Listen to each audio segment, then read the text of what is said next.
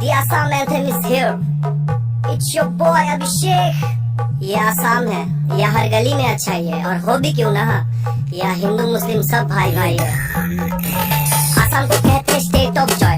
हर दिन दिवाली, हर दिन एंजॉय। हम लोग तालगाछ का लकड़ी से बैट बनाते हैं, खेलते हैं क्रिकेट और मारते हैं छय। बगीचा में जाते हैं, तोड़ते हैं जामुन, बारिश में नहाते लगा के साबुन, छत्ता के ऊपर से गुड्डी उड़ाते हैं, खेलते हैं होली जब आता है फाग। यहाँ होटल में एसी है, घर में है पंखा, लड़की को पसंद है बड़ो बड़ो लंका। गलत मत सोच, झाल बहुत खाती है, झाल लगा कस के तो रसगुल्ला लाती है। लड़की के आगे सब जीरो है भाई, इधर चाय का बगान ही हीरो है भाई।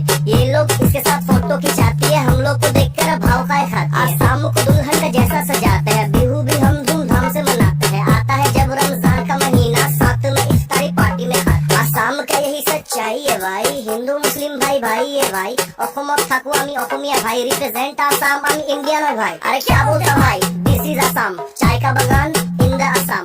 प्रतिमा